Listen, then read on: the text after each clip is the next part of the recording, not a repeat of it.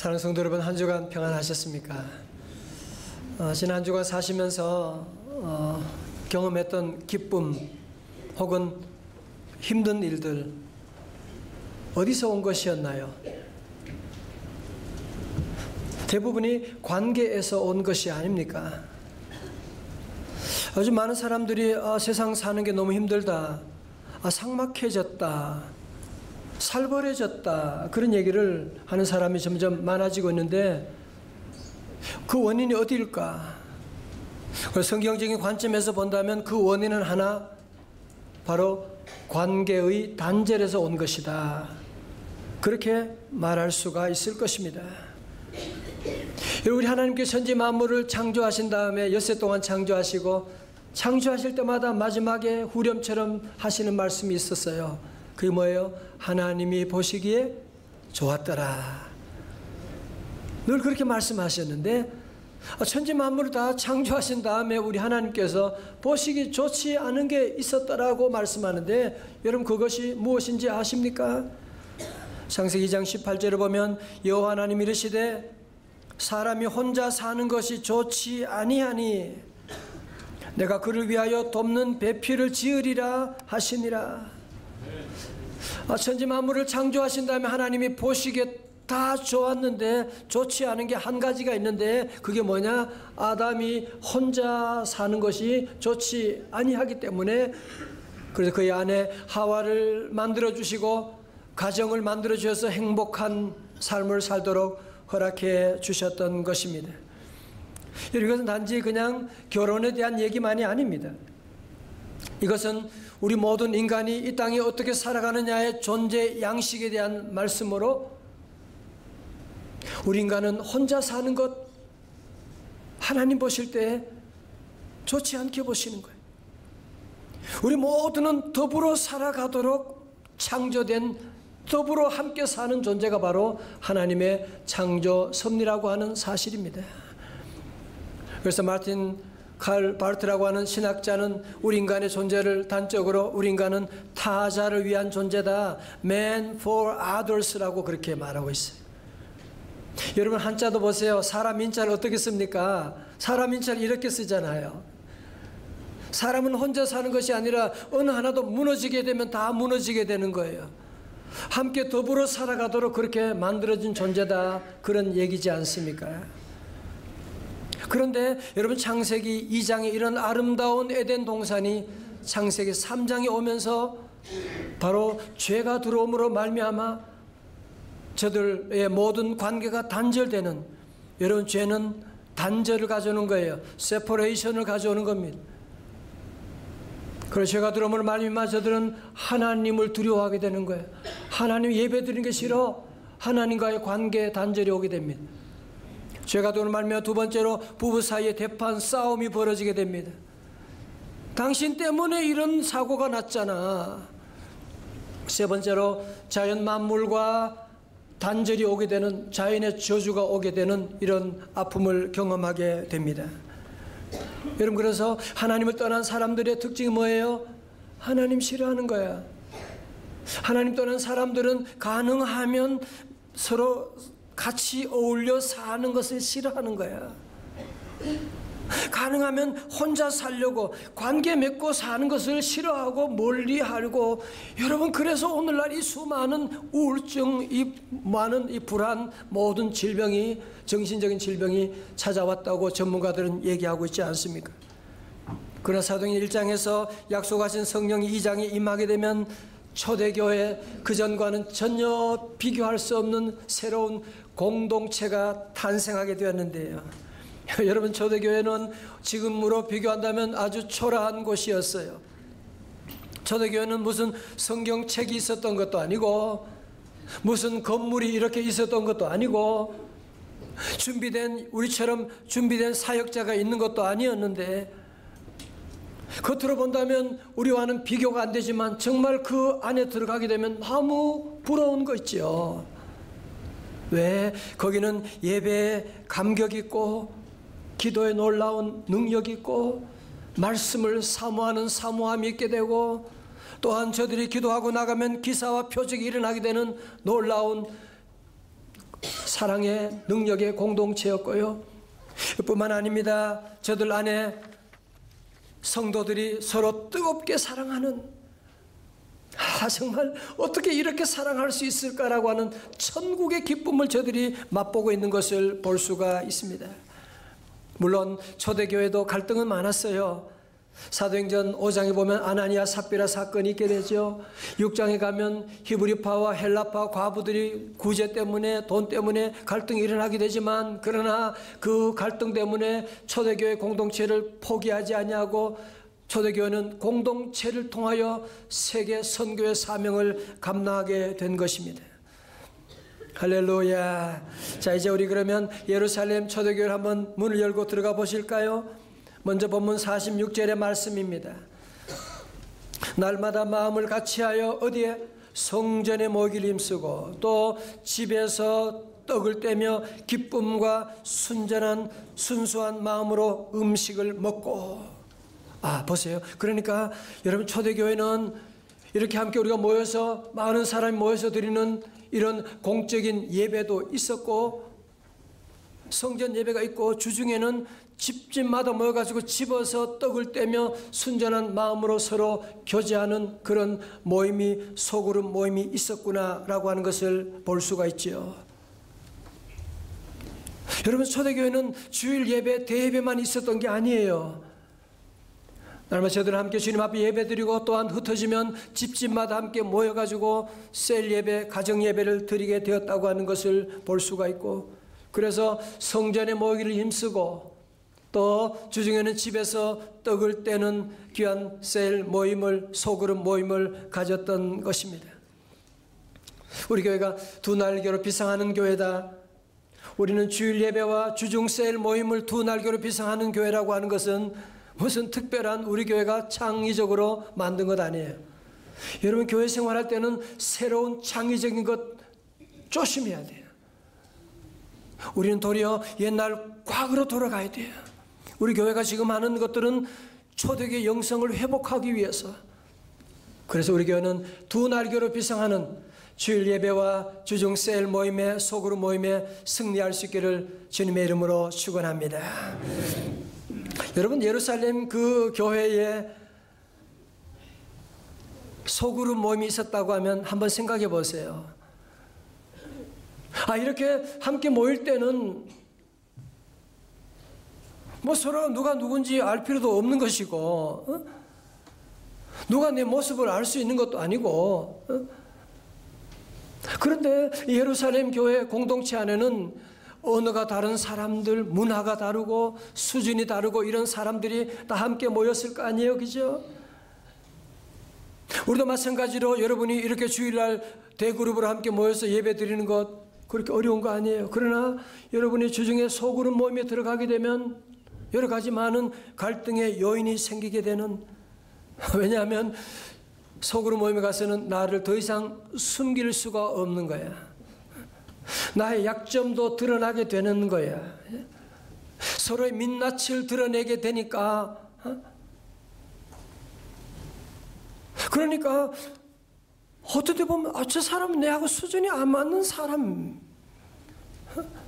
내하고 스타일이 전혀 맞지 않는 그런 사람들을 만나게 될 때도 있게 되고, 그러다 보면 소그룹 안에 갈등도 일어날 수가 있는 것이거든요.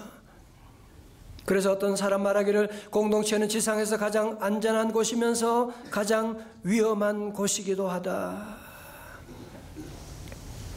그렇죠. 공동체는 가장 안전한 곳이면서도 위험한 곳이기도 하지만, 그러나 그럼에도 불구하고 신약의 교회는 이 공동체를 강조하고 있는, 공동체를 통하여서 세계 선교의 사명을 감당하고 있는 것을 보는데요.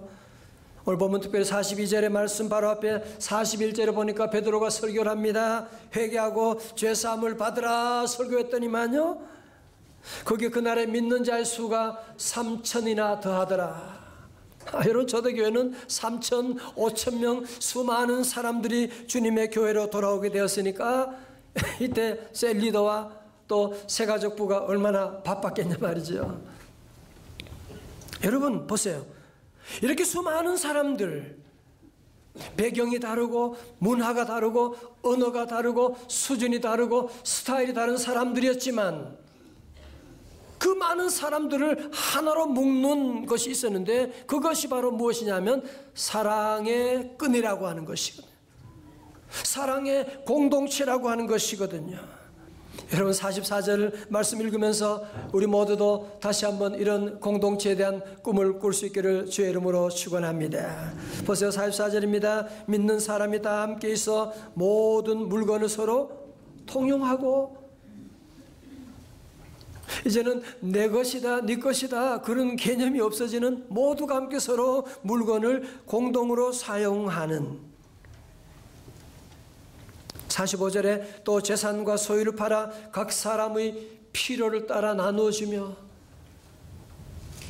일은 내 능력껏 일하지만 이 돈은 필요에 따라서 나누어주는 그런 공동체였고요. 46절의 말씀 다시 한번 같이요. 시작. 날마다 마음을 같이하여 성전에 모이기를 힘쓰고 집에서 떡을 떼며 기쁨과 순전한 마음으로 음식을 먹고. 아멘. 성도 여러분, 여러분 언제 행복을 느끼십니까? 여러분 만약에 집에서 소갈비를 사가지고 문 다 닫아 걸고 혼자서 이야 이렇게 맛있는 소갈비, 소갈비하고 대화하면서 소갈비하고 고맙다 그러면서 막 혼자 뜯어 먹을 때 그렇게 행복하던가요? 아니잖아요. 그죠? 비록 대단한 건 아니지만 함께 서로 더불어 나누어 먹고 서로 더 먹으려고 막 그러고 그거 얼마나 맛이 있고 얼마나 행복하냐 말이죠. 전 요즘은 자주 그런 생각을 해요. 미국에 있을 때 사랑하는 가족들과 8명이 함께 더불어 서로 먹으려고. 저희 집에는 삐지고 안 먹는 일이 없습니다. 먹지 마, 너는 기다리고. 그렇게 먹던 그런 모습이 너무 아름답고, 제가 오늘 말씀 준비하면서 옛날 대학교 다닐 때 그런 생각을 했어요. 대학교 다닐 때는 그때 신학교 다니고 늘 배가 고팠거든요. 한 번은 돈이 좀 생겨가지고 지방 장학금이 올라와가지고 그래서 저녁에 토요일 저녁에 함께 식사를 기숙사에서 했어요. 버너에다가 이제 불을 붙여가지고 돼지찌개를 했다. 제가 돼지찌개를 또 잘합니다. 그래서 김치 넣고 돼지 해서 고기 넣어가지고 끓이는데 어디서 그 냄새 맡고 전부터 기숙사 다 들어왔어요. 그 방으로 다 들어가 쳐다보고 있는데 고기가 다 익기도 전에 그냥 먹기 시작하는데 전부 다 그때 그냥 먹으면서 40년이 지났는데도 그때 생각하면 그렇게 맛있게 먹었던 적이 없다는 생각이 들어요. 그때만큼 행복한 적이 없다고 하는 생각이 들 때가 있습니다. 사랑하는 성도 여러분, 많은 연구를 통해 입증된 것을 보면 좋은 관계를 유지하는 사람은 면역 체계가 강화된다고 합니다. 우울증, 불안장애, 치매 위험도 줄어들게 된다고 말합니다. 여러분이 강건하기를 원하세요? 좋은 관계를 유지하면 면역력도 날로 더 좋아지게 되고, 또 우리 모두가 무엇보다 함께 모여서 기도하고 함께 찬송하고 함께 예배하면 성령의 놀라운 파워가 임하게 되는 줄로 믿습니다. 사도행전 4장 30절에 빌기를 다하며 모인 곳에 진동하더니 무리가 다 성령에 충만하여 담대히 하나님의 말씀을 선포하니라 고 말씀하고, 마태복음 18장 20절에 두세 사람이 내 이름으로 모인 곳에는 나도 그들 중에 있느니라. 아멘. 자, 저 보세요. 우리 성도들이 예배 드릴 때, 가정 예배 드리는데 셀 모임할 때 두세 사람 4명밖에 없는데, 여러분 소그룹 모임할 때 아닙니다. 두세 사람이 있는 게 아닙니다. 그곳에 주님이 계신 줄로 믿습니다. 우리 찬양대 모임을 할 때도, 여러분 어디서 작은 모임을 할 때도 우리 성도들은 두세 사람이 모인 곳에 우리 주님이 함께 하시기 때문에, 여러분 그래서 함께 하시기 때문에 그 모임에 놀라운 치유와 기적의 역사가 나타나게 되는 것입니다. 여러분 사탄은요, 귀신은 이런 비밀을 너무너무 잘 알아요. 하여튼 모이면 좋은 일이 일어나게 되니까 할 수만 있으면 우리를 혼자 있게 하고요. 여러분 창세기 3장에 뱀이 언제 하와에게 찾아왔나요? 뱀이 언제 찾아왔느냐? 하와가 혼자 있을 때. 왜 혼자 있었냐고는 묻지 마십시오. 부부싸움을 했는지 모르지만 하여튼 혼자 있을 때 뱀이 찾아와가지고 그를 유혹하게 되는. 여러분 아세요? 범죄하는 일도요, 혼자 있을 때에 범죄가 시작됩니다. 낯선 곳에 가서 혼자 있을 때에 유혹이 찾아오게 되는 것입니다. 혼자 있을 때에 극단적인 선택하는 사람이 거의 전부입니다. 이단에 빠진 사람 가운데도 보면 교회 공동체에서 소외되고 시험 들고 그래서 혼자 뒤에 서성거리다가 이단의 검은 손에 붙잡히게 되는 그런 일들이 얼마나 많이 일어나고 있는지 모릅니다. 그러므로 우리 사랑하는 성도 여러분, 영적으로 가장 안전한 곳은 어디냐? 우리 모두가 함께 더불어 살아갈 때, 서로 더불어 살아가며 사랑하며 도와주며 나갈 때 가장 안전하고, 영적으로 가장 위험한 상태는 언제냐? 혼자 있게 되면. 그래서 우리 교회가 함께 여러분이 교회 공동체로 모이고 셀로 모이고 나가게 되면 어떤 사단의 세력 우리를 넘보지 못하게 되고 어떤 유혹도 예수 이름으로 넉넉히 이길 줄로 믿습니다. 그래서 우리 예수님께서 말씀하신 게 뭐예요? 요한복음 13장 34절에서 새 계명을 너에게 주노니 서로 사랑하라. 내가 너희를 사랑한 것 같이 너희도 서로 사랑하라. 35절입니다. 다 같이요. 시작. 너희가 서로 사랑하면 이로써 모든 사람이 너희가 내 제자인 줄 알리라. 아멘. 요즘 가수 그룹 가운데도 Love yourself, 너 자신을 사랑하라. 참 좋은 말이지요. 그죠? 그러나 거기에 머무르면 안 됩니다. 우리는 거기에서 한 단계 나가서 우리는 남을 사랑하는 love each other도 얘기해야 돼요. 서로 사랑하는 것도 얘기해야 돼요. 우리 인간은 혼자 사랑하고 혼자 밥 먹는데 행복 느끼는 존재가 아니라니까요. 그래서 우리 모든 성도들의 삶의 존재는 무엇이냐 하면 서로 사랑하는. 오늘 한국교회가 많은 위기 가운데 있다. 저는 그렇게 말하지 않습니다. 우리가 서로 사랑하고 나가면, 뜨겁게 사랑하고 나가면, 사랑의 소문이 퍼져나가게 되면 아마 우리 교회도 서로 들어오려고 줄을 서가지고 찾아오게 될 거예요. 오늘 여러분 모두가 사랑에 승리하기를 주의 이름으로 축원합니다. 로마서 12장 15절에 말씀합니다. 즐거워하는 자들과 함께 어떻게 해요? 즐거워하고 우는 자들과 함께 울라고 말씀합니다. 한 방 안에 아이들이 그 풍선 가지고 장난치고 놀았어요. 어린 애들이요. 던지고 그렇게 장난치고 놀다가 어떤 애가 그만 풍선을 펑 터뜨리고 말았어요. 그러니까 걔 갑자기 막 울려고, 왜 자기 것만 터졌으니까 울려고 하는데 그걸 본 한 친구가 자기 것도 풍선을 펑 터뜨렸어요. 그러니까 옆에 있던 애가 무슨 풍선 터뜨리는 시간인가, 그럼 자기도 풍선을 펑 터뜨리게 되고, 또 옆에 앉아있던 애가 풍선 혼자 가지고 있으니까 이상하잖아요. 다 터뜨려야 되는데 자기도 펑 터뜨리고, 그러면서 아이들이 모두 함께 깔깔깔깔 웃게 되고, 그러면서 함께 즐거운 시간을 가졌다. 그런 얘기를 보면서 정말 이거다. 우리 주변에도 울려고 하는 사람들, 큰 근심 가운데 있는 그런 어려운 이웃들이 있을 때 여러분이 함께 내 풍선을 터뜨리면서 함께 찾아가서 함께 손을 잡고 울어주고, 기뻐하는 사람과 함께 기뻐하고 나가면, 그러면 눈물이 변하여 기쁨이 되고 슬픔이 변하여 찬송이 되고 이곳에 하나님의 나라가 만들어지게 될 줄로 믿습니다. 저는 우리 교회를 섬기면서 늘 부족한 사람인데요, 정말 성도들의 모습을 보면서 늘 저는 많이 배웁니다. 장례식이 났다. 그렇게 할 수가 없어요. 무슨 내 부모님도 아닌데 왜 그렇게 많이 가서 울고 그럽니까? 같이 가서 빌어주고, 어려운 환자가 있으면 같이 가서 신방해주고 돌봐주고,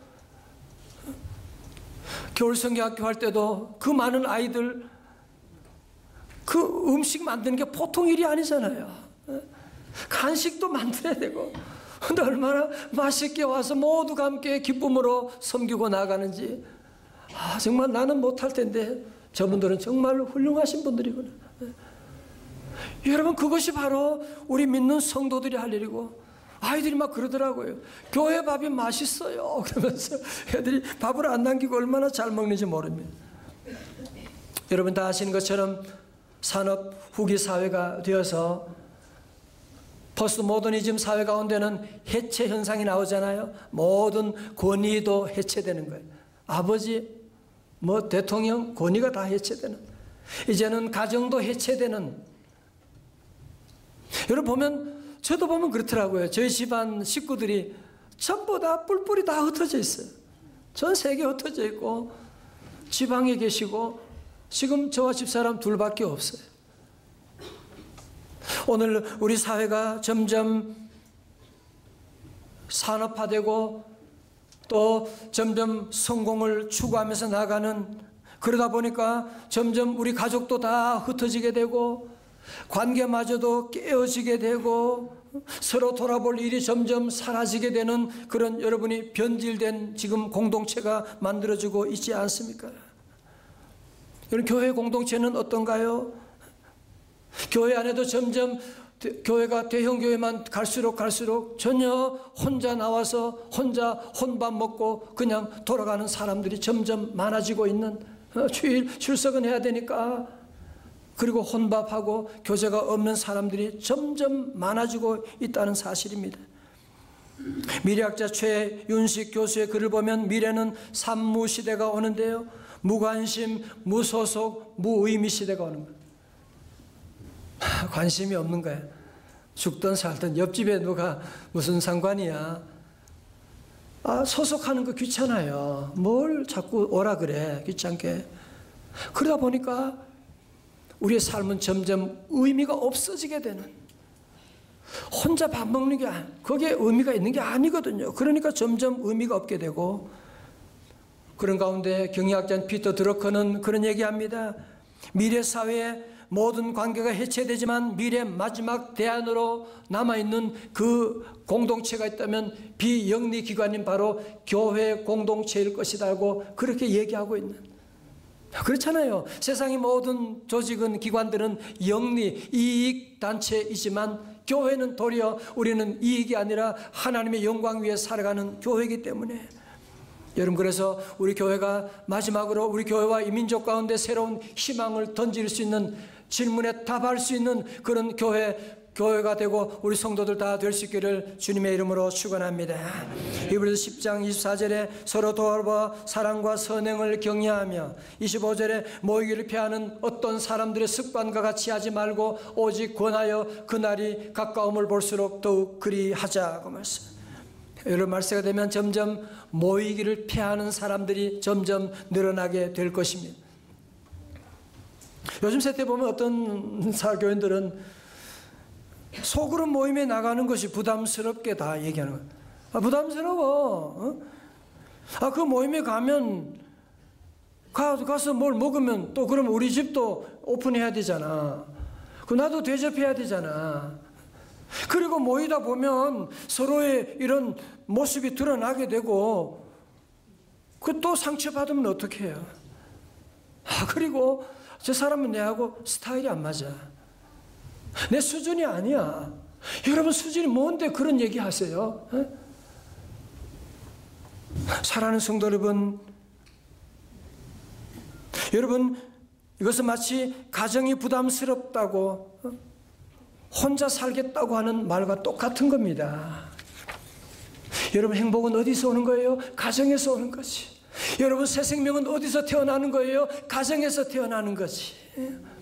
여러분, 참다운 우리의 미래는 어디에 달렸어요? 가정에 달려 있는 것이지.